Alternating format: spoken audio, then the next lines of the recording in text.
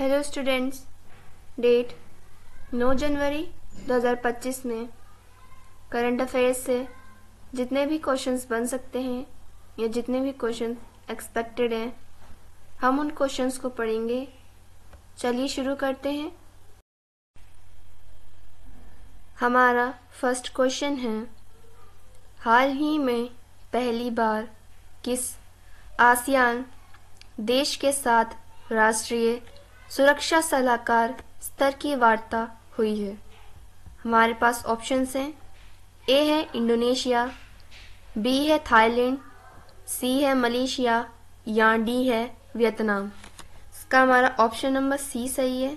Malaysia हाल ही में जो है भारत और मलेशिया दोनों देशों के बीच में जो है राष्ट्रीय सुरक्षा सलाहकार स्तर की वार्ता हुई है। आसियान संगठन जो है इसमें इसका जो है भारत सदस्य देश नहीं है, परंतु इसके बावजूद भी जो है भारत और मलेशिया दोनों के बीच में राष्ट्रीय सुरक्षा स्तर की वार्ता हुई है। आसियान का मुख्यालय जो है इंडोनेशिया में स्थित है।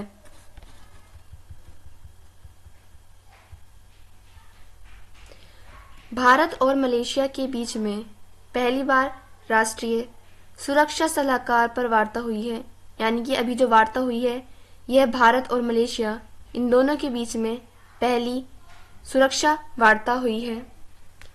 यह वार्ता को नई दिल्ली ने होस्ट किया है, यानी कि अभी हाल ही में जो है मलेशिया और भारत के बीच की जो यह आसियान की सलाहकार वार्ता हुई थी, इसको नई दिल्ली यानी कि हमारे भारत ने होस्ट किया है।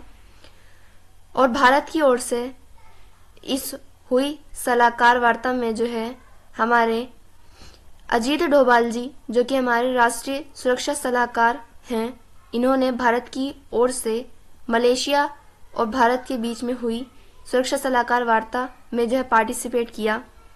इस बैठक को आयोजित करने का उद्देश्य है साइबर क्राइम को कम करना, आतंकवाद को कम करना व समुद्री सुरक्षा को बढ़ावा देना। यानी कि इसके नाम से ही पता चल रहा है कि राष्ट्रीय सुरक्षा सलाहकार वार्ता, यानी कि सुरक्षा से संबंधित इस पे दोनों देश मिलकर आपस में बातचीत करेंगे, जिसमें इन दोनों ही देशों का उद्देश्य साइबर क्राइम को कम करना, आतंकवाद को कम करना और समुद्री सुरक्षा को बढ़ावा देना है। नेक्स्ट क्वेश्चन है, वर्ष 2025 के गणतंत्र दिवस के मुख्य अतिथि कौन होंगे? ऑप्शंस हैं, A Donald Trump, B Prabowo Subianto, C Xi Jinping या डी व्लादिमीर पुतिन। इसका हमारा ऑप्शन नंबर बी सही है, प्रबोवो सुबियांतो। प्रबोवो सुबियांतो जो है यह इंडोनेशिया के राष्ट्रपति हैं और इन्हें जो है 2025 में 26 जनवरी को गणतंत्र दिवस के मुख्य अतिथि के रूप में बुलाया गया है। डोनाल्ड ट्रंप जो है यह अमेरिका के 47वें नंबर के राष्ट्रपति बने हैं। शी जिनपिंग जो है ये चाइना के राष्ट्रपति हैं और व्लादिमीर पुतिन जो है यह रशिया के राष्ट्रपति हैं। 26 जनवरी 2025 को गणतंत्र दिवस के मुख्य अतिथि इंडोनेशिया के वर्तमान राष्ट्रपति प्रबोवो सुबियांतो हैं। वहीं पहली बार यानी कि जब 1950 को पहली बार 26 जनवरी को गणतंत्र दिवस मनाया गया था, तब भी इंडोनेशिया के राष्ट्रपति सुकर्णो साहब को ही मुख्य अतिथि के तौर पर गणतंत्र दिवस में बुलाया गया था और वह मुख्य अतिथि के तौर पर गणतंत्र दिवस में शामिल भी हुए थे। वर्ष 2024 यानी कि पिछले वर्ष जो गणतंत्र दिवस पर मुख्य अतिथि के रूप में शामिल हुए थे, वह फ्रांस के राष्ट्रपति इमैनुएल मैक्रोन आए थे। 2025 यानी कि इस बार जो गणतंत्र दिवस मनाया जाएगा 26 जनवरी को, इसका थीम है स्वर्णिम भारत, विरासत और विकास। नेक्स्ट क्वेश्चन है, हाल ही में शहीद माधो सिंह हाथ खर्चा योजना किसने प्रारंभ की? हमारे पास ऑप्शंस हैं। ए है ओडिशा, बी है पश्चिम बंगाल, सी है झारखंड या डी है बिहार। इसका हमारा ऑप्शन नंबर ए सही है, ओडिशा। ओडिशा सरकार ने जो है हाल ही में शहीद माधो सिंह हाथ खर्चा योजना जो है प्रारंभ की है। शहीद माधो सिंह हाथ खर्चा योजना का शुभारंभ जो है ओडिशा के मुख्यमंत्री मोहन चरण मांझी ने किया है। शहीद माधो सिंह, जिनके नाम पर यह योजना का नाम रखा गया है, इन्होंने 1857 की क्रांति में जनजाति नेता के रूप में अहम भूमिका निभाई थी। यानी कि माधव सिंह जो थे, इन्होंने 1857 की क्रांति में जनजातियों के नेता बने थे और इसी वजह से जो है माधव सिंह को फांसी भी दे दी गई थी। इसी वजह से माधव सिंह को शहीद माना गया और अब शहीद माधव सिंह के नाम पर जो है बच्चों को पढ़ने के लिए प्रोत्साहित करने के लिए जो है ओडिशा की सरकार ने इन्हीं के नाम पर शहीद माधव सिंह हाथ खर्चा योजना प्रारंभ की है। इस योजना के अंतर्गत एसटी समुदायों के बच्चों को ड्रॉप आउट करने से रोकने के लिए राशि का भुगतान किया जाएगा। यानी कि जितने भी एसटी समुदाय के यानी कि शेड्यूल्ड जो ट्राइब होती है, इस समुदाय के जो बच्चे ड्रॉप आउट ले लेते हैं, यानी कि वह 8th तक पढ़ पाते हैं या हद से 10th तक पढ़ पाते हैं, उसके बाद यह एसटी समुदाय के बच्चे ड्रॉप आउट ले लेते हैं। उसी ड्रॉप आउट को रोकने के लिए जो है अब ओडिशा की सरकार ने यह योजना चलाई है। इसके अंतर्गत यदि आप 8th क्लास पास करके 9th क्लास में एडमिशन लेते हैं तो आपको 5,000 रुपये का भुगतान किया जाएगा। वहीं आप 10th पास करने के बाद 11th क्लास में एडमिशन लेते हैं तब भी आपको 5,000 रुपये का भुगतान किया जाएगा। इस भुगतान को देखते हुए जो है बच्चे पढ़ने की ओर प्रोत्साहित होंगे। इस योजना का बजट लगभग 156 करोड़ रुपए है। नेक्स्ट क्वेश्चन है, हाल ही में राष्ट्रीय सांख्यिकी कार्यालय द्वारा वित्त वर्ष 2025 में कितने प्रतिशत जीडीपी वृद्धि का अनुमान लगाया गया है? हमारे पास ऑप्शंस हैं। ए है 6% का, बी है 6.2% का, सी है 6.4% का या डी है 6.8% का। इसका हमारा ऑप्शन नंबर सी सही है, 6.4%।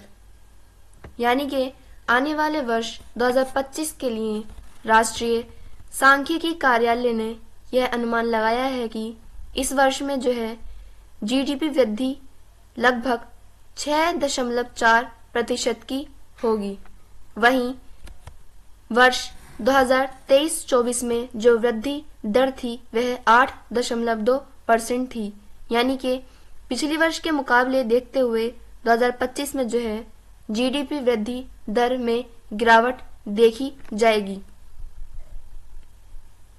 एनएसओ या जिसे हम राष्ट्रीय सांख्यिकी कार्यालय भी कहते हैं द्वारा वित्त वर्ष 2025 में 6.4% जीडीपी वृद्धि का अनुमान लगाया गया।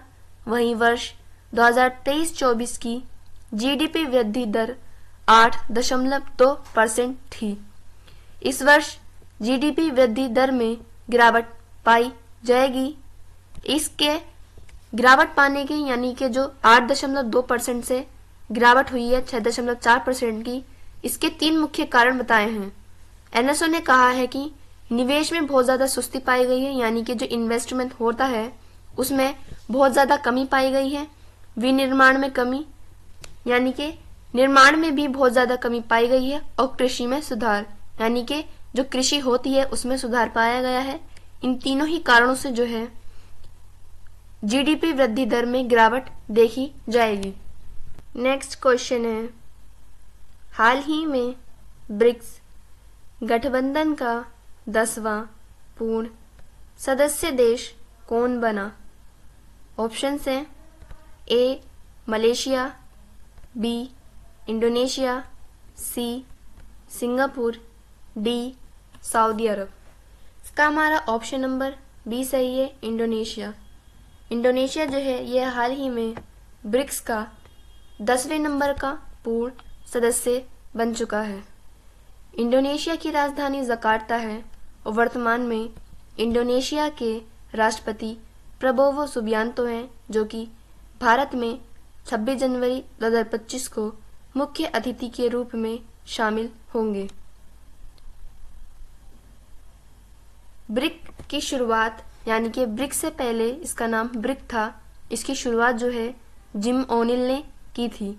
इन्होंने कहा था कि ब्रिक जो है ये एक तेजी से उभरती हुई अर्थव्यवस्था है, यानी कि ब्रिक में केवल जब शुरुआत हुई थी तो 4 देश शामिल थे, ब्राजील, रशिया, इंडिया और चाइना। सन 2009 में जो है ब्रिक की पहली बैठक रूस के येकियंतबर्ग शहर में हुई थी।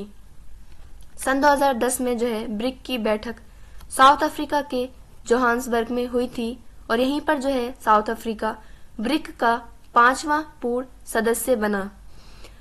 साउथ अफ्रीका के ब्रिक का 5वां पूर्ण सदस्य बनने से जो है ब्रिक का नाम बदलकर ब्रिक्स हो गया, यानी कि अब ब्रिक्स में जो है 5 पूर्ण सदस्य देश शामिल हो गए थे।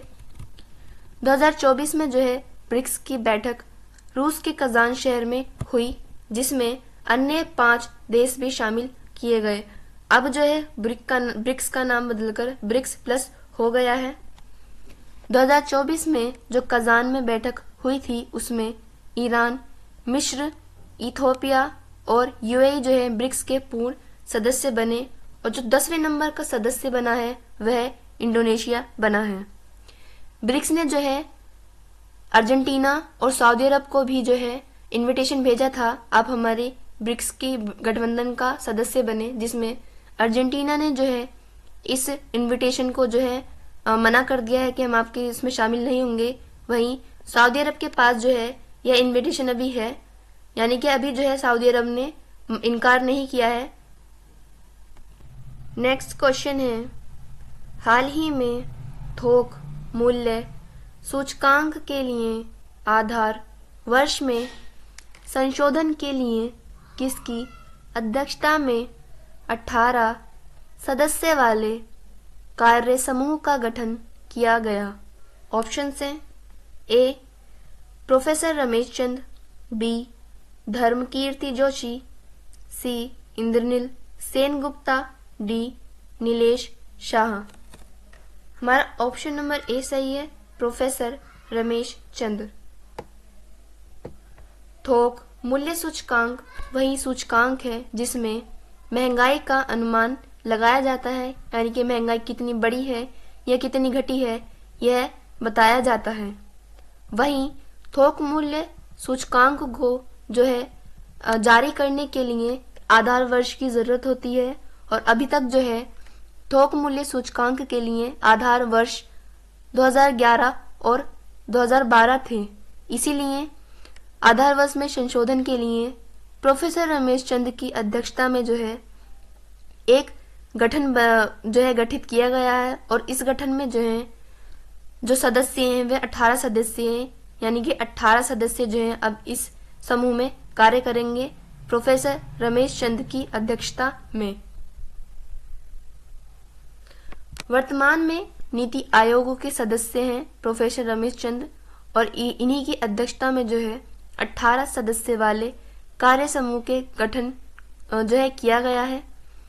यह समूह थोक मूल्य सूचकांक के लिए आधार वर्ष में संशोधन के लिए बनाया गया है, यानी कि अब तक जो आधार वर्ष था वर्ष 2011 और 12 इसको बदलकर जो है आधार वर्ष 2022-23 को जो है मनाने के लिए इस गठन को बनाया गया है और इस गठन की अध्यक्षता प्रोफेसर रमेश चंद करेंगे, जो कि वर्तमान में नीति आयोग के सदस्य भी हैं।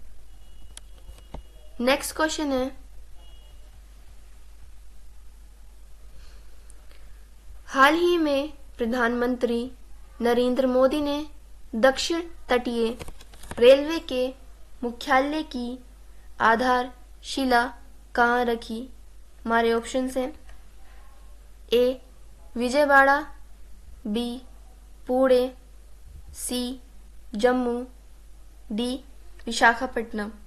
इसका हमारा ऑप्शन नंबर डी सही है, विशाखापट्टनम।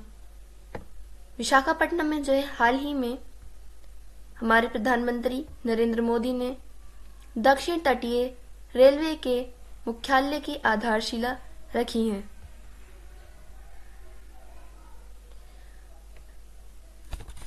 भाषाई आधार पर अलग होने वाला पहला राज्य जो है आंध्र प्रदेश है, यानी कि भाषा के आधार पर जो है आंध्र प्रदेश जो है एक अलग राज्य बना था, जिसके लिए काफी हंगामा भी मचा था। आंध्र प्रदेश के अलग राज्य होने के बाद जो है आंध्र प्रदेश ने एक नया रेलवे जोन 2019 में बनाया और इस रेलवे जोन का नाम दक्षिण तटीय रेलवे रखा गया। हाल ही में जो है प्रधानमंत्री मोदी ने दक्षिण तटीय रेलवे के मुख्यालय की आधारशिला जो है विशाखापट्टनम में रखी है। वर्तमान में भारत में 18 रेलवे जोन है, वहीं 69 रेलवे डिवीजन है। 69वें नंबर का रेलवे डिवीजन जो है वह जम्मू रेलवे डिवीजन बना है और भारत का सबसे बड़ा जोन जो है वह नॉर्थ ईस्ट रेलवे जोन है। नेक्स्ट क्वेश्चन है, हाल ही में सड़क दुर्घटना पीड़ितों को राष्ट्रव्यापी कैशलेस उपचार योजना के तहत कितनी राशि की वित्तीय सहायता देने की घोषणा हुई? ऑप्शन से ए 50,000, बी 1 लाख, सी 1.5 लाख या डी 2 लाख। इसका ऑप्शन नंबर सी सही है, 1.5 लाख। सड़क दुर्घटना में जो लोग दुर्घटित हो जाते हैं, यानी कि जो भी पीड़ित हैं, उनको राष्ट्रीय स्तर पर जो है कैशलेस उपचार योजना के तहत जो है राशि की वित्तीय सहायता प्रदान की जाएगी, जो कि 1.5 लाख रुपए होगी। यानी कि यदि कोई सड़क दुर्घटना में ग्रस्त हो जाता है तो उसके उपचार के लिए जो है अब राष्ट्रीय स्तर पर 1.5 लाख रुपए की सहायता प्रदान की जाएगी, जो कि कैशलेस होगी, यानी कि उसके उपचार में ही जो है यह राशि दी जाएगी। सड़क मंत्री नितिन गडकरी ने सड़क दुर्घटना पीड़ितों को राष्ट्रव्यापी कैशलेस उपचार के तहत अधिक से अधिक, यानी कि कम से जो जितना खर्च हो सकता है वो हो जाएगा, मगर अधिक से अधिक जो है वह केवल 1.5 लाख तक की राशि की सहायता देने की घोषणा की है। यह राशि एक दुर्घटना एक व्यक्ति को प्रदान की जाएगी, यानी कि एक व्यक्ति के लिए 1.5 लाख तक की राशि जो है प्रदान की जाएगी। 1.5 लाख रुपए तक की राशि जो है इसका उपचार आपको प्रदान किया जाएगा। नेक्स्ट क्वेश्चन है, हाल ही में इसरो का 11वां अध्यक्ष किसे नियुक्त किया गया? ऑप्शन से V Narayan, B Bahadur Sahu, C Jitendra Mishra, D Bhuvanesh Kumar. इसका ऑप्शन नंबर ए सही है, वी नारायण। वी नारायण को जो है हाल ही में इसरो का 11वां अध्यक्ष नियुक्त किया गया है। इसरो जो होता है इसकी हमारी फुल फॉर्म है इंडियन रिसर्च स्पेस ऑर्गेनाइजेशन, यानी कि Indian space research organisation. V Narayan जो है यह इसरो के 11वें अध्यक्ष नियुक्त किए गए हैं। वी नारायण को इसरो के पूर्व अध्यक्ष एस सोमनाथ के स्थान पर जो है नियुक्त किया गया है। वी नारायण को एस सोमनाथ के स्थान पर इसरो का 11वां अध्यक्ष नियुक्त किया गया। इसरो की स्थापना 15 अगस्त 1969 को की गई थी। इसरो का मुख्यालय बेंगलुरु में स्थित है। इसरो के पहले अध्यक्ष विक्रम साराभाई थे, जिन्हें जो है भारत में स्पेस की क्रांति लाने के लिए भी माना जाता है। वी नारायण का कार्यकाल 14 जनवरी 2025 से शुरू होगा। वी नारायण ने जो है चंद्रयान 3 को उसके मून के साउथ पोल पर जो मिशन भेजा गया था चंद्रयान 3, उसमें जो है वी नारायण ने अहम भूमिका निभाई थी। वी नारायण जो है यह कैंसर ग्रस्त होते हुए भी इन्होंने चंद्रयान 3 को लॉन्च किया था। चंद्रयान 3 से पहले भी जो है वी नारायण ने चांद पर जो है चांद के साउथ पोल पर मिशंस भेजे थे जो कि फेल रहे। इसके बावजूद भी वी नारायण ने हार नहीं मानी और चंद्रयान 3 को जो है लॉन्च किया और वह चांद के साउथ पोल पर सही से उतरने में सक्षम रहा और भारत पहला देश बन गया जो कि चांद के साउथ पोल पर उतरा। नेक्स्ट और लास्ट क्वेश्चन है, देश के 13वें राष्ट्रपति प्रणब मुखर्जी का स्मारक कहाँ बनेगा? ऑप्शंस हैं ए चंडीगढ़, बी पश्चिम बंगाल, सी दिल्ली या डी महाराष्ट्र। इसका ऑप्शन नंबर सी सही है, दिल्ली। दिल्ली में जो है हाल ही में यह ऐलान किया गया है कि हमारे देश के जो 13वें राष्ट्रपति थे प्रणब मुखर्जी, इनका स्मारक जो है दिल्ली राजघाट में स्थापित किया जाएगा। प्रणब मुखर्जी जो है यह भारत के राष्ट्रपति सन 2012 से 17 तक रहे और इसी के साथ यह भारत के 13वें राष्ट्रपति भी बने। सन 2019 में प्रणब मुखर्जी को जो है भारत रत्न से भी सम्मानित किया गया था। प्रणब मुखर्जी भारत के 13वें नंबर के राष्ट्रपति थे। इनका कार्यकाल 2012 से 17 तक रहा। प्रणब मुखर्जी जो है भारत के राष्ट्रपति होने के साथ साथ वित्त मंत्री, विदेश मंत्री और रक्षा मंत्री के पद पर भी रह चुके थे। 2019 में प्रणब मुखर्जी को भारत का हाईएस्ट अवार्ड भारत रत्न भी दिया गया था। वर्तमान में प्रधानमंत्री मोदी ने प्रणब मुखर्जी की स्मारक को जो है राजघाट दिल्ली में स्थापित करने की घोषणा की। स्टूडेंट्स, ये क्लास हम यही खत्म करते हैं। नेक्स्ट क्लास में हम करंट अफेयर से बनने वाले और भी क्वेश्चंस को पढ़ेंगे। Thank you and thanks for watching.